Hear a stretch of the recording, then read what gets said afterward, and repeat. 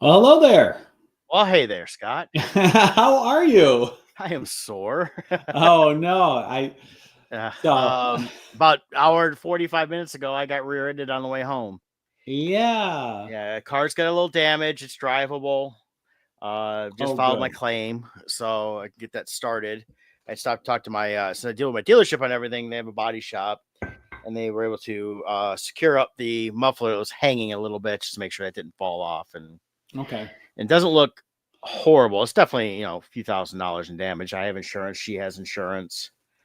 Well, that's Uh, good. and she was distracted by her kids, as she admitted to myself and to the police officer. So, Oh, at least she was honest about that. yep. And I wasn't. It's one of those things. Some people just want to get out. She got out, checked on me. I said I'm fine, and I was on the phone with the cops, or the police 911 calling for a police officer, and because I could see the damage on her car right away. So, Right. and then I got out, looked at my back rear end. The hatch still opens and closes, which is good. Okay. You definitely see some cosmetic and physical damage, and not sure if there's anything else um, going on yet. But the guy looked at it, doesn't think it's too bad. It's definitely just some work that could be done and should be covered. Of course, I got a $500 deductible, which hopefully her insurance should pay for. Yeah, if she admitted to that, plus she rear-ended you, so usually the rule is whoever's behind the other person. Yeah, it's That just one of those things where I don't know. The person I called my agent, and they were like, "Well, this or this could happen." They had to explain what could happen and why they wouldn't cover the 500 right. and that. So I'm like, okay, that's fine. Yeah. And depending how fast So they can get it fixed versus claim finished, then it's like, I may have to pay the 500, get reimbursed. So I was like, okay, we'll figure it out. I just want to make yeah. the cars roadworthy and ready to go. And Now I know you've had some aches and pains over the years from a past car accident. How are you yeah, feeling? You okay? I'm a little sore here and there. It was on my left side. This is so you look at me where it says ship right there. That's all my left side because I got out and did a shop. Was on my way home from that. Take one of my good customers before I head out of town tomorrow because we got Colorado Springs Comic Con this weekend. So Right. look So forward to I'm that. assuming your airbag didn't go off. No, it wasn't it. I was almost at a stop. I saw her come up and she come up fast, but she stopped. Cars had started to go. So I just let off the brake, start going, and I got slammed into. Fortunately, the person ahead of me I don't keep a ton of distance between people, but I don't ride their behinds either. Right. I like to leave, I hate people that leave like 2 car lengths. It's like, no, you can Yeah. get a little closer than that, you know, uh, but it's also, so I left a little room and I got hit and I had my foot went right on the brake. And then I just pulled off right up to the curb and hit my flashers Yeah. and it looked like her car was still driving, but it's definitely banged up quite a bit on the driver's side front part. And she's got a lot more damage than I do. So, Okay. but Well, it's glad you're fine. okay. Her kids are okay too. Yeah, she got out and she told, and right away she said to me when she said that when I got out of the car finally after I got off the phone, and she goes, "I'm so sorry, I got distracted by my kids, something about breakfast or they're wanting breakfast or something." And it's like Yeah. it's a baby and like a 3-year-old, I think. Yeah. And first thing I asked was, "Are the kids okay?" And the kids were Yeah. fine. Um, and I didn't yell, didn't carry on, didn't whatever, and Right. some people would just get all ridiculous, but um, so I chatted with her just for a minute. We introduced ourselves, stuff like that. Cops came. We went through the whole thing and all that stuff. And she was almost crying at this point and apologizing. I just looked at her. Right. I said, Annie, it's okay. I said, do you need a hug? And she goes, I would like a hug. And so I gave her a hug. I felt for it. I mean, she didn't do it on purpose. She wasn't malicious. She Yeah. wasn't pissed at me for being stopped legally. Yeah. It's one of those things that life happens, and fortunately, everybody's okay Right. in that stuff. So I've got the chiropractor appointment, so I'll definitely get adjusted here in a couple hours, and then go from there. Let me check this real quick. So if you want to run your Yep. ad real quick, I'll be right back. Yep. I'll remove you. All right. While Brett's taking care of his call, we'll talk about Team Titans of Real Estate. Why? Because you matter. That's right. I just wanted to show really quick and share some graphics here, just to show what the market's been doing. And because a lot of people have been curious about this. We've been talking about how the market's been shifting a little bit. And so I just thought I would share this really quick here, just to show you. While it's shifting, it's not like an alarmist. I would say it's more of a correction that's happening. So this first chart here, this is the median sales price since 2003 through now. And you can see here, this is back up through 2006. Then the market crashed. That's where everything went down. Then it started coming up, and then we keep going up. And it's still on an upward trend. So prices are still going up. So it's not like if you're a buyer, you're going to see prices crash down. We're not in that phase. But what I do want to show too, though, is some other things that are going on. And it also depends on price point. This is showing the entire MLS for Michigan right here over time. Actually, what I'll do is let's go to closed sales. So the number of sales that have been closing, though, we have seen, like back here, this is when the market was crashing back there. Then we saw an increase, and then we see more increase. And then we kind of peaked here in June of 2021. And we've been seeing a decrease in the number of closing since. And we're seeing a slight turn here. So what we're seeing is down here, less and less inventory available for sale. And then and the days on market, this is how fast houses sell. So we were at our fastest in 2021, 2022. This is where a house would go up on the market. We'd have like 50 showings over a weekend. And then we'd be doing insane bidding wars, price guarantees, all that.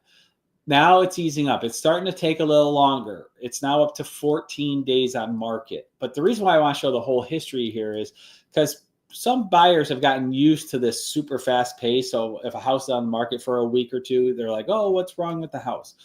As you can see, we're still super fast compared to the historical data. You go into the extreme when things were really bad back in 2007, 68 days for the average house to sell. So, that's unhealthy. 8 days, that's a little too fast. Prices are too much. They go up too high there. So we're starting to correct and get back to more of a normal flow. A good healthy flow is probably more around 15 to 21 days in that range. So we still have room there.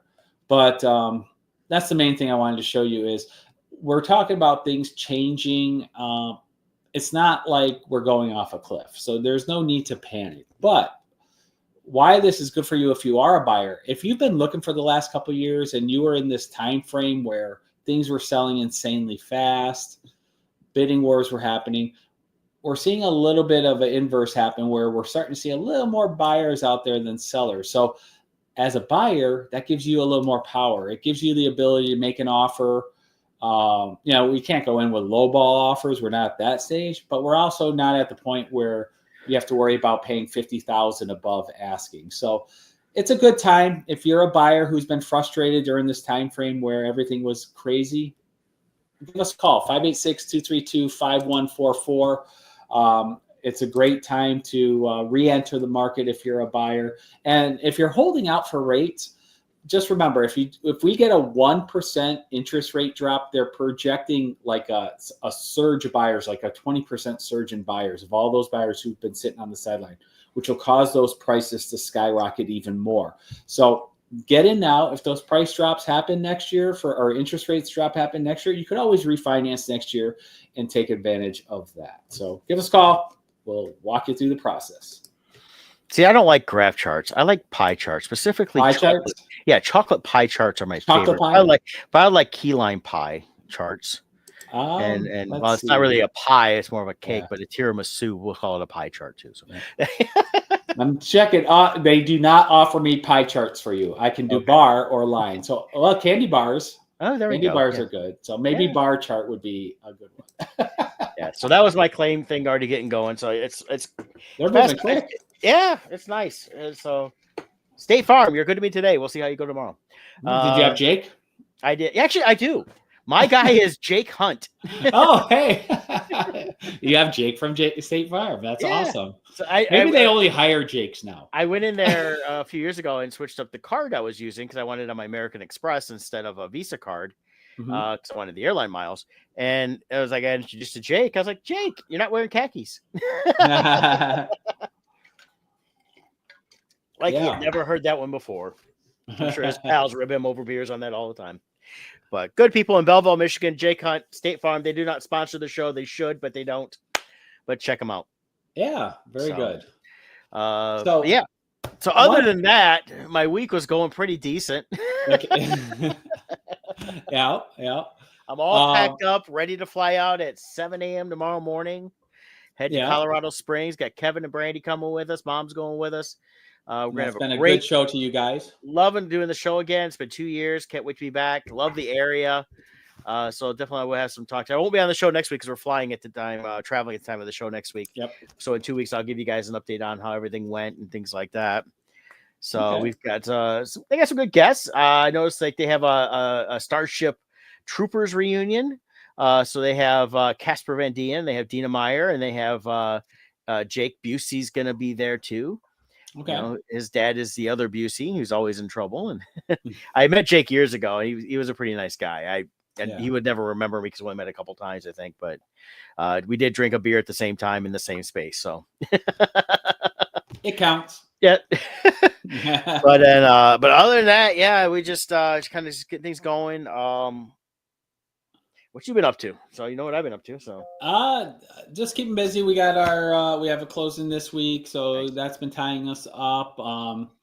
And then the topic I was going to cover, if you feel like covering it, is I've got some different stats and stuff pulled up with the purchase of Paramount Plus buying the UFC rights.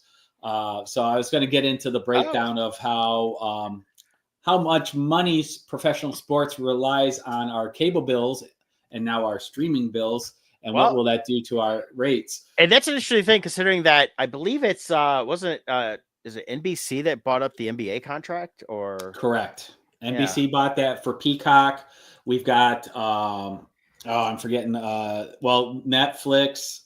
Netflix has to deal with the NFL. Yeah, they're doing the Christmas Day stuff. The Lions are on Christmas Day, and that's one of the games they're doing on Netflix there. Because I looked at the schedule a little bit this morning, having to pop up, and I was like, okay, because it's like they're home, like it's like almost like every other week they're home and away through most of the season. They start off the season in Green Bay, the Lions do, before they come home the next week. And then they have Monday Night Football, October, I think it's 10th, against the Tampa Bay Buccaneers. And that's kind of the key games I looked at. And of course, Thanksgiving and now Christmas Day. I think, though, the Christmas Day one is going to be a rotating schedule. Like the last year, I know the Chiefs played, and I forget the other team that played. And it wasn't bad. They had good announcers. The thing I always worry about with some of these newer people taking over is who they're going to have for announcers. Apple TV started doing a Friday night baseball game a few years ago, and they've got better announcers now. But when they started, they weren't even as good as some college kids. They just were not. They were just boring. They tried to be like, I think they tried to be like a little hip or something like that. But they weren't doing any other way they talk. It's just like, but they didn't know anything. They were just not knowledgeable. So I was like, okay, you guys just suck. So I couldn't even watch it because they were just horrible. Yeah. And I didn't even want it on mute. So well, I think as they invest more and more money, they're going to be hiring. They're going to have the money to put towards better announcers too. Like ESPN bought the rights to WWE, I believe, for their pay-per-views. Okay. So that's going to be on ESPN Plus, and they're already announcing rate hikes over there. This here is Paramount buying $7.7 billion over 7 years. Paramount as a value is at $6 billion. Yeah, as a whole company. So right now, I did look up real quick. Right now, though, so WWE is Peacock. Oh, Peacock. Okay. But then they do the Raw, the SmackDown, some live events.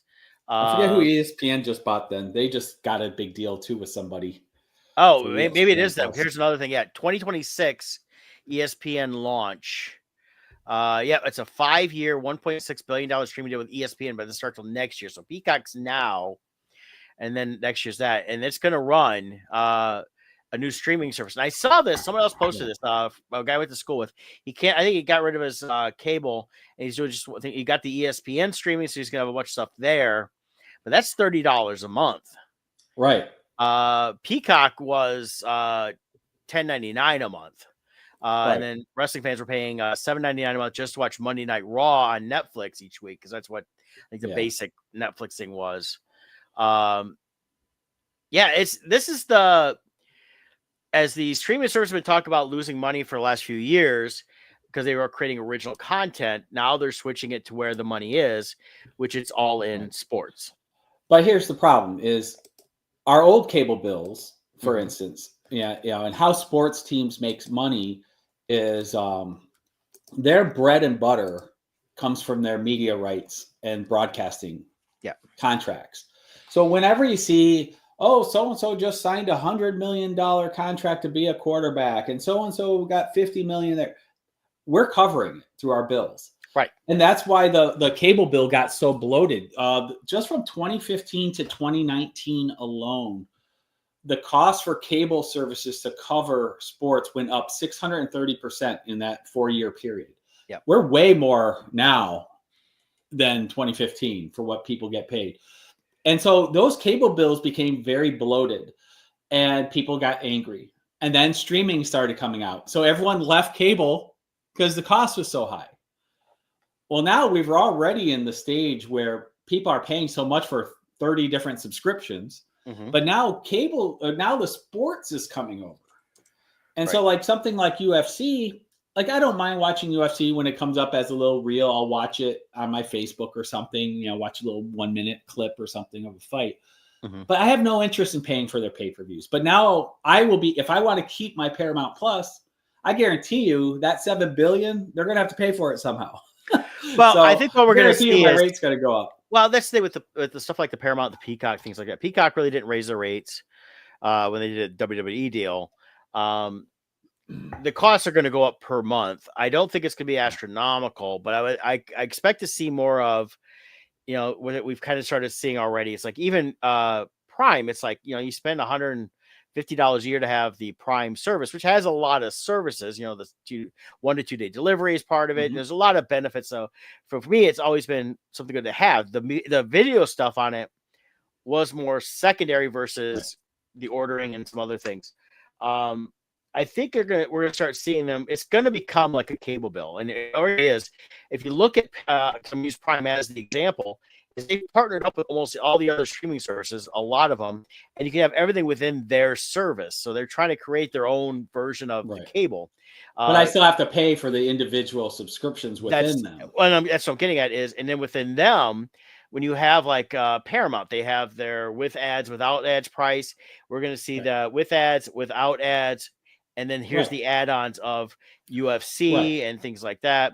And that's what we're going to start. I think we're going to see with the other ones. It's like which is going to be back to where we were 10 years ago. Right. I said this years ago. We've talked about it on the show. We did a show on it. Like it was one of our first episodes. We've both have said this before. It's like everybody's cutting the cord. I said this won't last. It won't. And the reason is everybody's going to want stuff, and it's becoming. It is a little ridiculous. I mean, the thing is that is.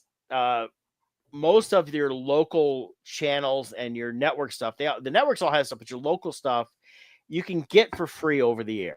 You can, if you got an antenna and it works, it depends on where you're at.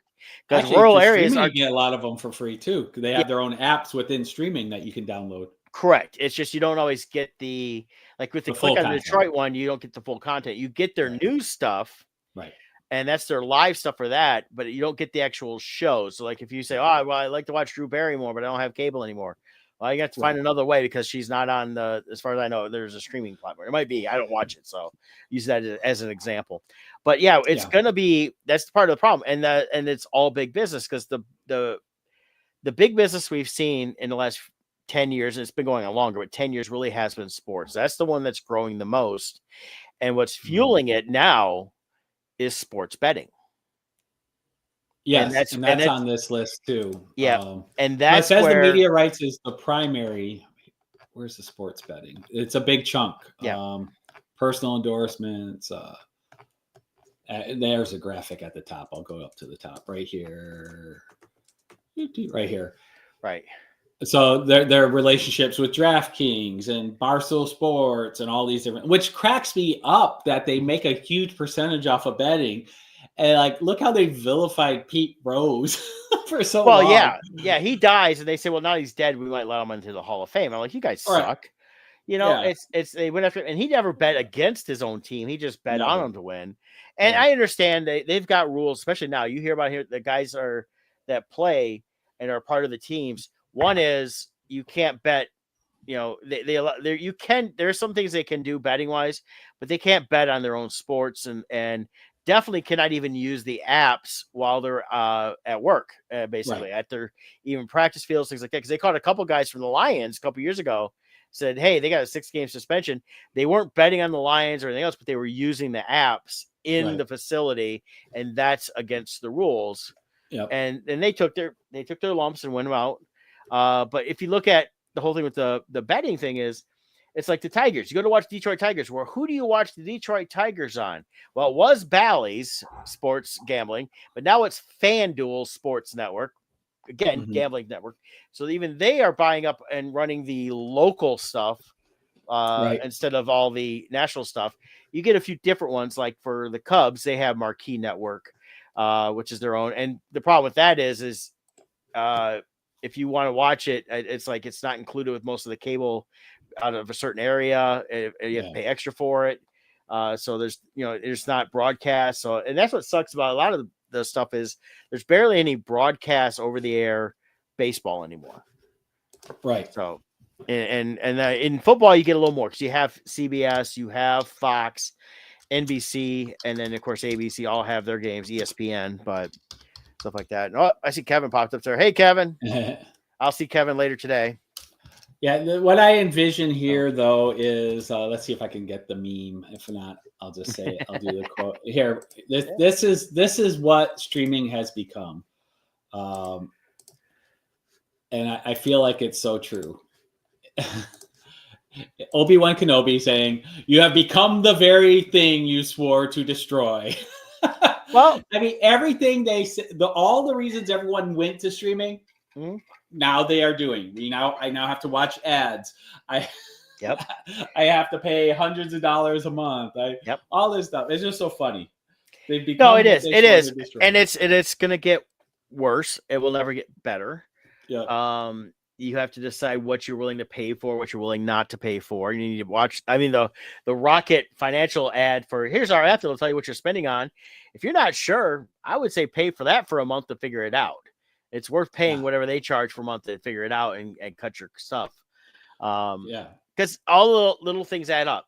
$8 here, $10 there, and next thing you know, you're spending $200, $300, $400, $500 to get stuff. And then they're all going through, and now it's like, oh, it's only a $5 price increase. Well, it's $5 for you per month. That's $60 a year. Here and here and here. Next thing you know, your 10 subscriptions are costing you an extra $300 a month. Basically, everybody's gone the McDonald's way, and unfortunately, the would you like fries with that is costing us more and more every month. Exactly. Yeah. So it'll be curious to see. Because what's going to happen is, then these streaming services are going to start merging. Yeah. And then you'll be able to get all of them, which is cable. Well, it's getting that way. And you're seeing a lot of the thing to do with a lot of this stuff is you have to look at different deals that are out there. If you look at use Verizon because I use them. They have packages where you can get all the Disney, Hulu, which Hulu's going away by next year for sure. They've confirmed that now, but all that's on Disney Plus anyways now. So because Disney Plus will be the main app, and then they have ESPN Plus. I expected ESPN Plus to go away since ESPN is doing their own app, but it's also owned by the Disney Corp. So eventually could see all that even merged into one. Because we're already seeing some live sporting events on Disney Plus. So we're going to see some of that happen. But you look at deals like they had one on Verizon. I think it was like Netflix, HBO Max, maybe it's something else, but I think it was those two for sure. It was like $15 a month, and it added right to your cell phone bill. You look for those type of deals if you want all those services to get the deals. And for some of the stuff, you got to live through ads. When it comes to the movies, the nice thing is majority of them do in like 3 to 4 minutes of ads before the movies. And then the movie starts. At that point, you put the movie on, you go take your leak, you pop popcorn, grab your drink, sit down, and there you go. You're ready to go. Yeah. My issue is, though, part of why I want to get rid of cable is I don't give a crap about sports. Yeah. I like watching as far as like the replays later on, see who won, but I'm not going to sit through and watch it. And the reason why these sports teams make so much more money doing this way versus pay-per-view is because now I'm forced to pay for the sports. Right. even though I don't want them. Well, and I now that's have to subsidize it, and yeah, it's like we did before. Now we've kind of cut our cable, and we just have a few select services. right, But one thing we've done is like, mom likes baseballs. You buy the right, MLB app, then you get all the games. You just don't get the local Tigers stuff. You have to do right, that through a different app. But even that, we're like, we'll go back and forth. There's a lot of times we're watching other games anyways, but there's ways of getting around different things, even through cable and stuff like that. But, right. it's like same thing with like NFL. You can buy the NFL package. A lot of people buy those packages regardless, even with cable, because they're like, well, I get whether they show me. So we'll get like the Lions and then a couple of the games after. But there's people that like to watch a lot of games, so they'll flip back and forth between different ones. And some will buy just the Red Zone app, which is a Red Zone service, which is it's constantly going between different services, showing all the games, updating. But the fan is paying for what they're watching. Correct. The analogy would be, hey, all you guys who are paying for the Red Zone package for football, they just bought rights to Star Wars, and now you have to subsidize the next 3 Star Wars movies through your thing. And they'd be like, well, I don't want to watch Star Wars. Why am I paying extra for Star Wars? Yeah, exactly. Well, and that's what you're going to see. And we're already seeing, like, here's sports media on CNBC talks about ESPN and Fox are going to bundle upcoming streaming services for $40 a month. So it's ESPN and Fox going to offer direct consumer streaming services. You get both Disney's ESPN, but you get Fox's Fox One. I mean, again, these are all the services, and it is. But that's $500 a year. It is, and the thing is, this for the one. Yeah, for that grouping. Yeah, but the thing I look at some of these is depending on what you want. I mean, that's the whole thing. I don't like being forced to pay for stuff I don't want. I don't want to see like my Netflix, and I don't want to see Amazon Prime and all that stuff go from spending $300-400 a year on this stuff. I'm spending enough as it is, I think. Right. I'll start cutting them all again and cut back on stuff.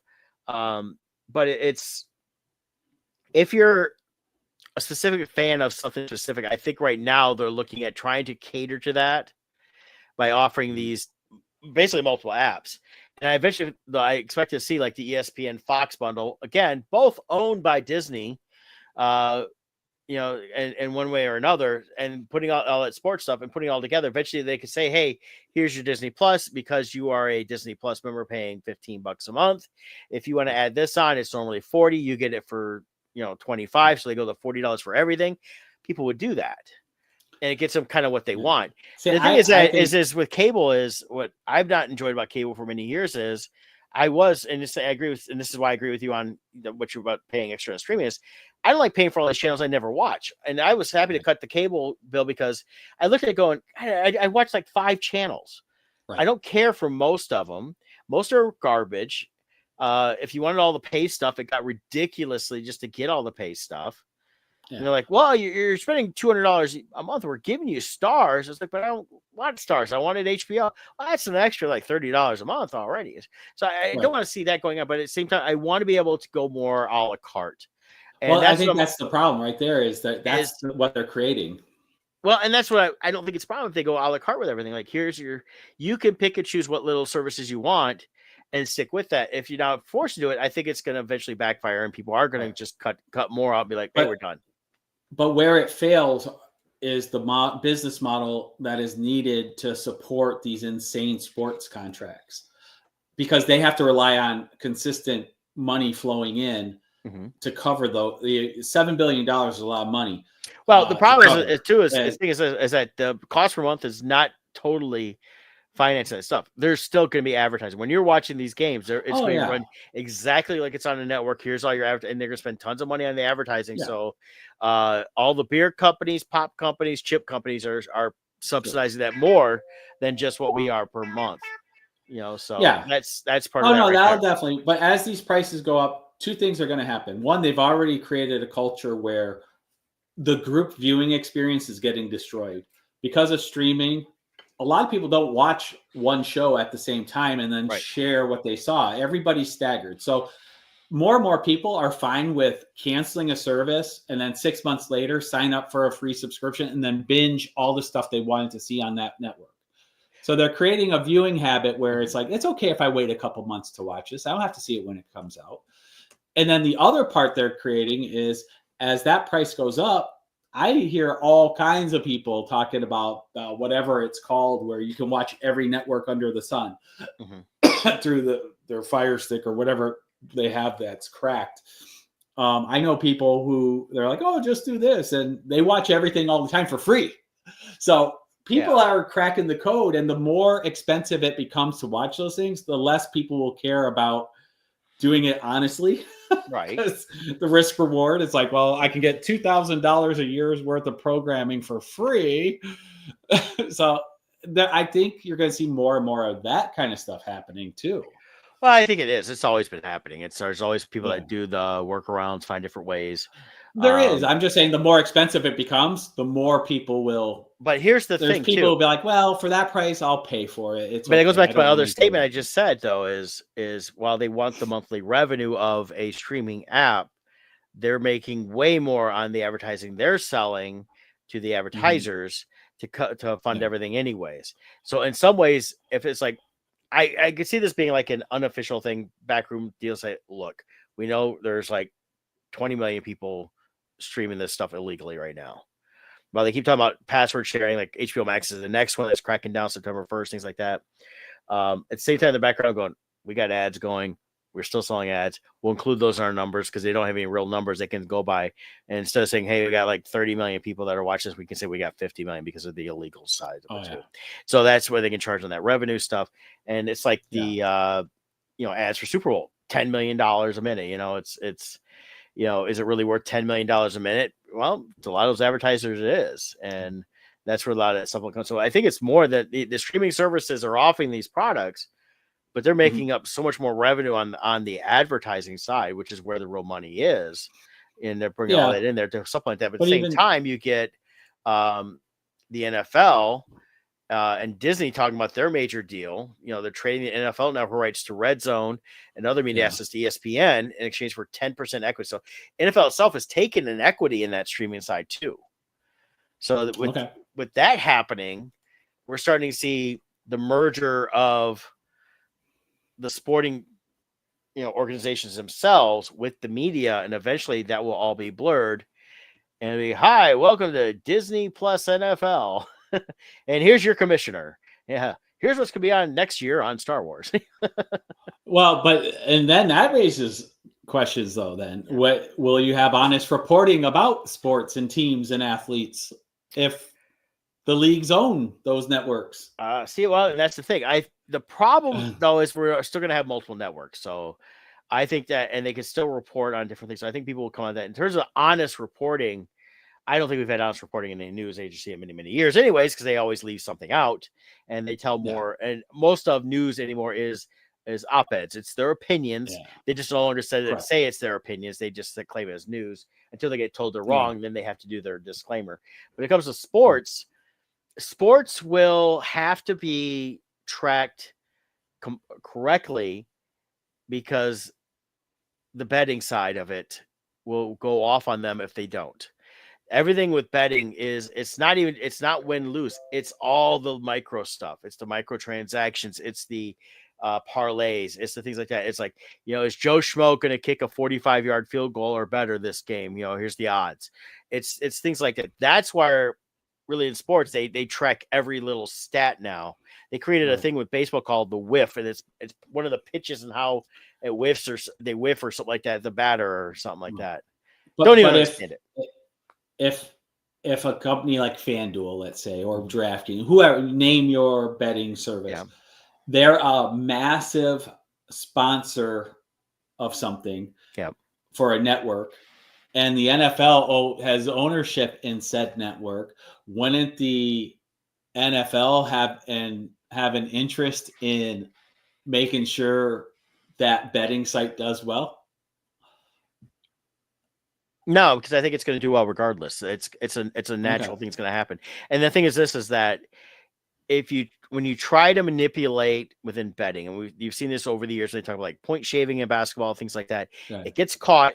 It throws everything off. The house doesn't win at that point. The house wins by saying, here's this little thing that's going to happen. It's more than just a win-lose thing. They've gotten away from, you can bet on like, okay, the Cubs are going to win today or the Tigers are going to win today or whatever. But those are the minimal bets. Now it's all the microtrans. It's all these little things that come into play. You have to bet all these multiple things to really. Yeah. That's where betting is. That's where the billions of dollars is. It's when you watch the ads for the commercials. They all talk about placing multiple bets, and everything you talk about when you watch the sporting events is here's the odds on what this player could do, or this. Those are already set prior ahead of time. So manipulating that, so they don't need to manipulate numbers. Right. The next step is going to be is, hey, when you sign up for the NFL and Disney experience and you're 21 or older, here is $100 in free bets. They are now our dealers and not just offering a service. They want to get you hooked on their product, which is the gambling, which is really where this all leads back to.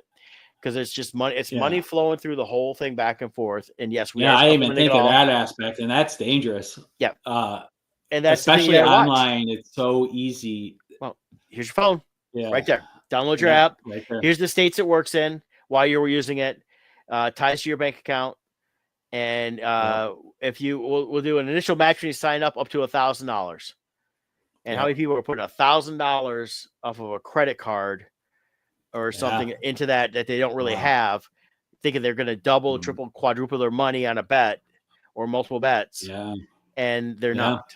And then the free money you get, you can't cash it out when they give it to you.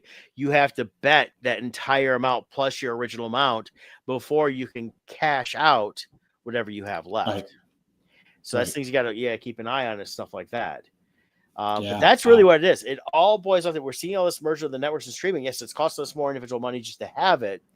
But what it boils down to with the sporting events, and you can bet on just about everything sporting. Heck, you can bet on the elections anymore now. We saw that last year.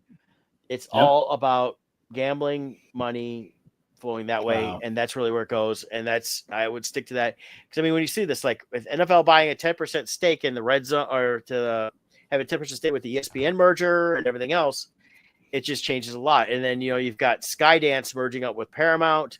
That's an $8 billion deal. Skydance Sports joint venture, and this is, of course, we're just talking about this stuff here in the United States. This is only a United States deal. That's true. Yeah, you're right. They have separate deals for other countries, and NFL and MLB have been pushing, and they're doing it harder. They want a presence in Europe. They want a presence, and they already have one in Japan, of course, with baseball. They want a presence everywhere else because what it boils down to is the same thing. It's like I watched a little bit of the Cubs in Toronto last night. I happened to put that game on, and they were in Toronto, and even in Canada, on the back wall, it was their local sports betting thing going on that you can do if you're in Canada, things like that. And I know they've got them overseas and Europe and different places. So, I mean, it really is, all this merch stuff and cutting the cable bill, you're never going to get it truly away from it. You're going to be able to pick and choose stuff, but you got to be, decide what you want. That's why, I've got literally stacked up here tons of movies because I love movies. I love sports. I like going to sports. I'll watch them on TV. But even after a while, I'm like, I'm bored. I'd rather watch a movie, And that's why I own a lot of movies. You can watch what you want. Yep. I can watch it when I want, as long as I got a player that'll play it. Yep. But yeah, it's going to be, I think we're seeing the big sports mergers now, and we'll see how they go over the next several years. Of course, you have to watch some of this stuff. They tried this, remember when they did the Olympics on NBC Peacock? I think it was 2015 or 16, somewhere around there, and everything was almost on. You had to pay for it through your cable company. You could buy the sports package just for that, and they lost money on that because nobody was doing it. They're like, screw it, I'm not going to pay for stuff I used to be able to watch for free. Now we've kind of got used to paying for like the NFL, MLB. I'm sure MLS has theirs. That's the soccer. Another one, WNBA, and all of them have different stuff going on.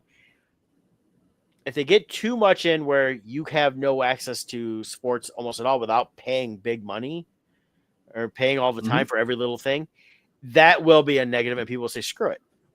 Now we'll drive more people to the bars that can watch it for free there, and it could actually create more community where someone goes, hey, let's all chip in. And on Sunday, all us guys get together and hang out and watch the NFL all day, and we'll hang out at Joe's house. and we could just drink beer and eat pizza. That would bring the community back together. But again, they're only getting one subscription, and you got like 20 guys showing up to watch it.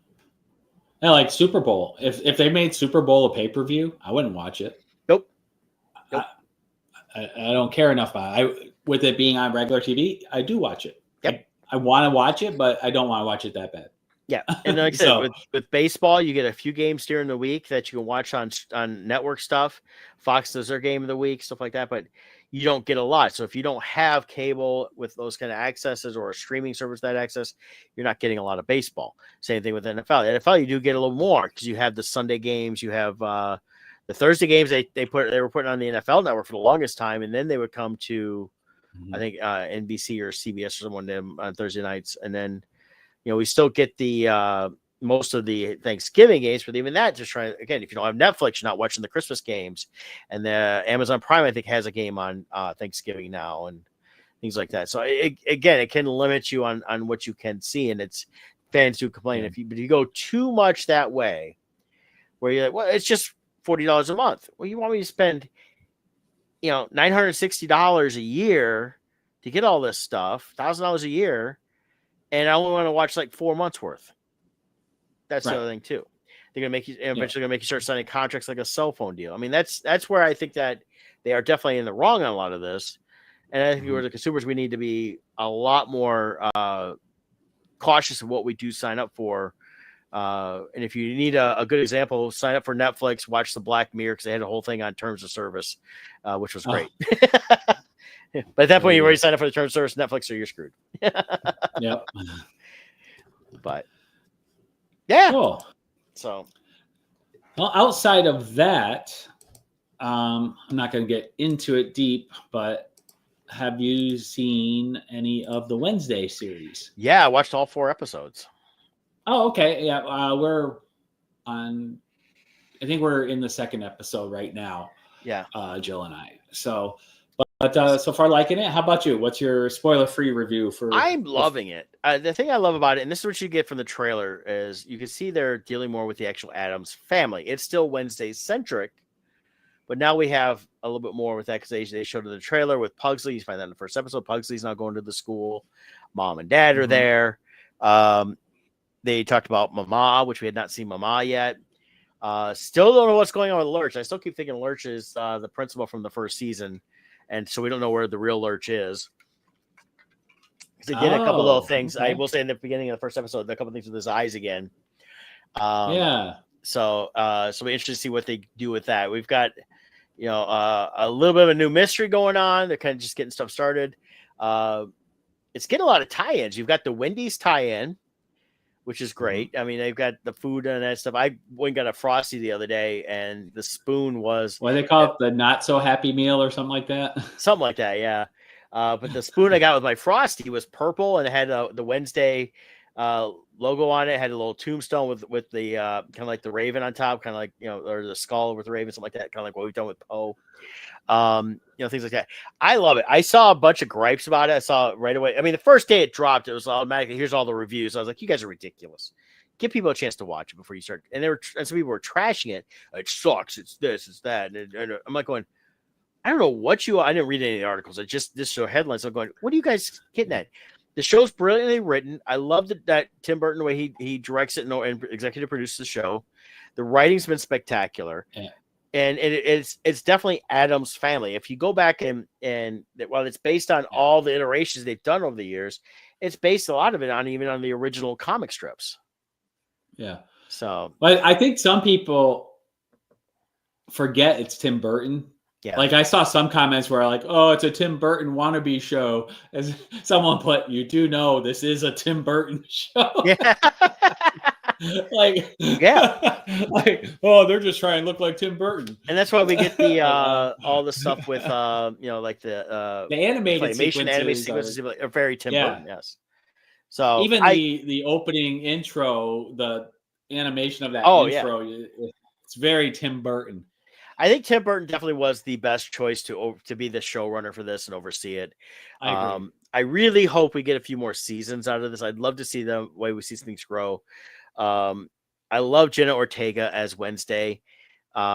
her, you know, I know she had to have learned something from Christina Ricci, who, you know, of course had been over 20 years, almost 30 years removed from that role when she did it as a kid, but she definitely has her own style to it, but she definitely used some of that as inspiration into that, as well as, you know, Lisa Loring, the original television Addams, Wednesday Addams, stuff like that. So, and I like the kid that plays Pugsley, though. He went from a little kid the first season, and of course we went a few years between the first and second season, so he now shot up and he's tall.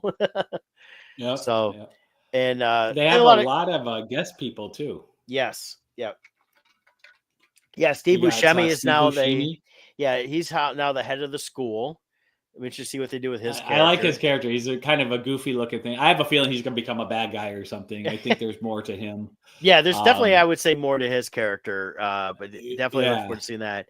But yeah, don't want to get too much in that. We'll give people a couple weeks to watch it. And we'll discuss it more in a couple weeks here. But yeah, I loved it. It's I can't wait till September to see the last half of the first or the second season here. Yep. And so first half is 4 episodes. Yep, second half is 4 episodes as well. Yep. And the second half is 4. So yeah, so far we're liking it. We watched I know we finished the first episode. I think we're halfway through the second, if I remember right. Yeah, so they're like an hour long each almost. So they're good. Yeah. They're good episodes. They got a lot of content. I'll definitely be watching this another time. Probably not too far down the road. I'll probably watch it again because I really enjoyed the first one a lot. I've watched it a few times, and this is so I could just pop on and kind of have on and watch. So I like also how so you have her roommate, which is like the polar opposite of Wednesday. Yeah. She's all Enid. happy and full of energy. And so I like that aspect between the two characters. But also now she has a little fan club following her around. So that's been funny to watch too. Yeah. She's gained a lot of fame in the school by saving the school in season 1. So, and she hates the attention. So that's been fun to watch too. Yeah, no, I agree with that. And what's neat with the all the promotional stuff, because it has taken off, you know. So on the show itself, you have her getting all this attention, but now you also have cereals. Oh, yep, I've seen those in the store. Yep. And I like that they came out with one for Enid, and it's all, you know, pink and bright and colory. And then you've got the Wednesday one, and it's like a cookies and cream flavor and all that stuff. So I've seen that at the Myers and all that. So it looks like they got a snacky thing too. It says breakfast cereal, but it looks like a different box. But yeah, you got the howling confetti cake, since she's a werewolf, which I think was great. And then I love the Enid character. She's fun, and I think that was the perfect going with a good polar opposite that wasn't so annoying you hated it. I like her a lot. She's got a little more color. She's got a little more style to her. She's a little different. You know, she's just starting to really wolf out, as she puts it, but definitely a great character on that. So now I don't know if he plays any future role in the series, but the opening of this season, that's I See Dead People, right? The serial killer in the opening sequence when they show what Wednesday was doing over the summer. Yes, as an adult, yes. Yeah. What's his name? Joel Osment? Joel, yeah, something like that. But he plays a serial killer, which I thought was cool. I think it's Joel Osment or something like that, or Haley Joel Osment. Yeah, Haley Joel Osment. Yep. Okay. So he's been popping up on a few things lately. I saw him. What did I see him in besides that? Oh, Happy Gilmore 2. He was in that. Okay. And then he did. Did this one here. I know he had some. He got. I think he had some trouble with alcohol here recently, and dealt with that battle. And then now he's starting to pop back up again. I think it's funny because he's definitely. I think he's going to be a really good character actor over the years. And I liked him as the serial killer at the beginning of Wednesday. He played a golfer in Happy Gilmore 2 as the antagonist against Happy Gilmore a little bit more than Shooter was, but in a different way. They kind of did a whole with Happy Gilmore 2. It's been out longer. People should have seen it. If they haven't, they're not going to watch it probably. But with the whole PGA and live golf that's been going on in the real world, they did a version of that in Happy Gilmore 2. Okay. Which is great. And then, cool. But yeah, he was, Haley Joel Osment. You got that. You've got, Joanna Lumley is going to be playing Mama, which is she was from Absolutely Fabulous and a ton of other stuff over the many years. She's a British actress. And I saw pictures of her already before the show started, and she's not the old hag witch that my mom always was in the TV series. She's a little more proper, and she's a wealthy woman too. So I think that's going to play into some of what's going on with everything, because her and Morticia have their own kind of mother-daughter, outs or whatever, or conflict that Morticia has with Wednesday. Yeah. So I guess a lot of people have been questioning whether they replaced Catherine Zeta-Jones, because I guess she had some work done between season 1 and season 2, like a facelift and some other stuff done. Yeah. So a lot of people online thought it was actually a different actress. It's still the same one. Well, she slimmed down some, I think, was part of it. Definitely had a Yeah. little bit of work done, but it's also 3 to 4 years of age, and so that's part of it too. And she's popping up. She's playing Morticia in a couple commercials now I've seen here and there. Yeah, they've really tied, like you said, with like the cereals and stuff. I've seen on Netflix there, they'll have ads with the characters. Yeah. In the ads. Yeah, I think they're really pushing with Stranger Things ending later this year completely, and Wednesday definitely being a big hit. I mean, they released it on Blu-ray. I actually bought the soundtrack on LP. Happened to find it at a record store a while back for like $10. I was like, I'll buy that. It's Tim Burton and what's his name? Oingo Boingo. So the musician, so usually with Danny Elfman, isn't he? Yeah, that's what it is. Danny Elfman. Yeah, he did a lot of the music. Yeah. So I was like, "It's Danny Elfman. I want that. I like that music." So, but yeah, so I liked it a lot. It's good. The only other thing I really watched this week, I've been watching Twisted Metal.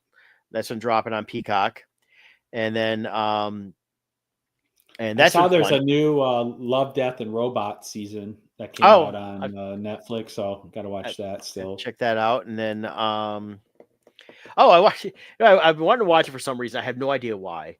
I'm not a huge fan, but I don't dislike them. But I ended up watching 8 Mile the other day. And it was one of those things where I was like, something popped up a while back about it. I was like, I kind of want to watch that again. I haven't watched that in 20 years. And it's not a bad movie. It's actually I enjoyed it again, but it definitely feels, it's weird because when you see Detroit today versus even 20 years, some years ago when they filmed this versus when they were saying it wasn't 95, 30 years ago, it's changed so much. It doesn't feel the same.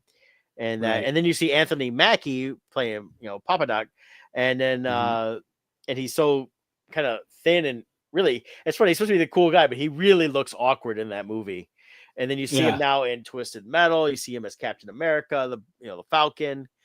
He's a much better actor now, I think, even than then. It's just kind of funny that, but yeah, it was also kind of interesting watching. What's her name? Co-starred with it.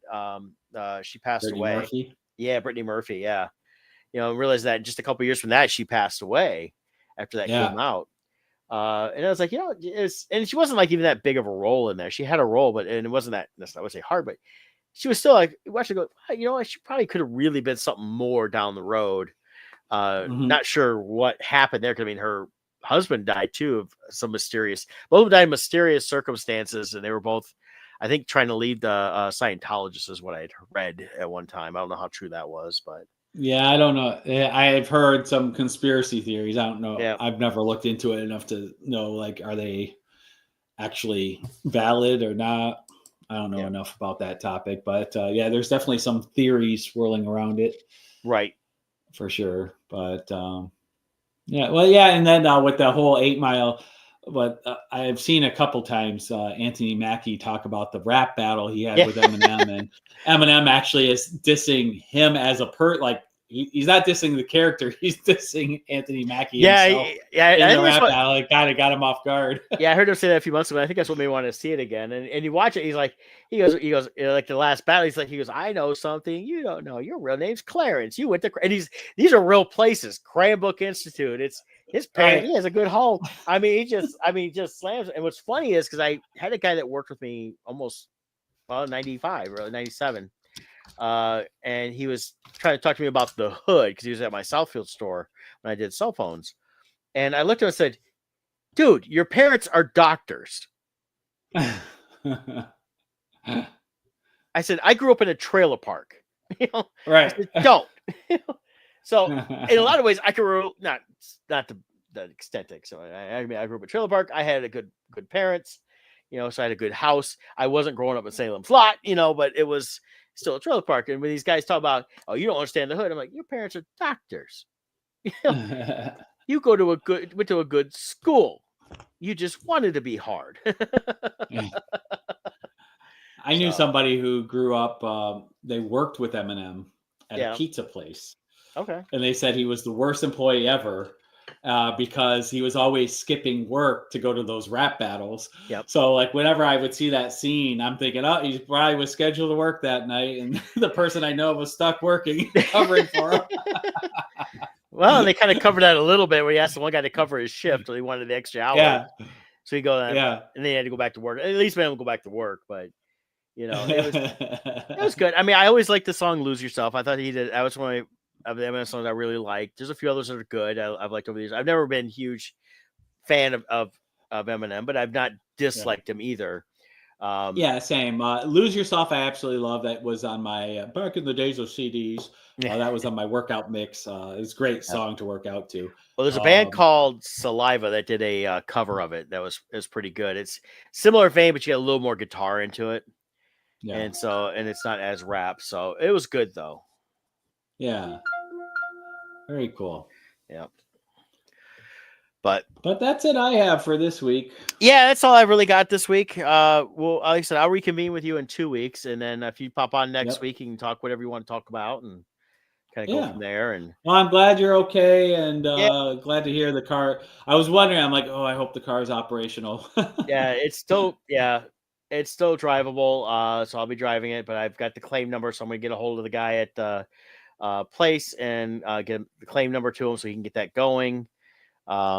And then see about so I'm gone for the next week. Then I'm not going to take it there because it'll take a little bit to get the parts. But I get back, we may have to schedule me taking it in and see how long it'll be in there for. So, well, take it easy today. Yeah, you might be more sore tomorrow. Well, I'm headed to the chiropractor here in a few minutes. Yeah. And I'll get a good adjustment there, so that'll help a lot with that. And then I'll be taking some ibuprofen and Tylenol probably all day long, and then when I know I'm home for the night, then I may have to just do a couple shots of whiskey and be good. There you go. So, all right. Good seeing you. Yeah, it's good seeing you, Scott. I'll talk to you soon, buddy. You gonna end the show for us? Yeah, I'll do it. All right, man. It'll just take me a second. Okay. Hold on. Yeah. Oh, wait. They recalled it. What, media assets? No, end stream. There we go. Yeah. And then it automatically does it. That's right. Okay. Here we go. Bye.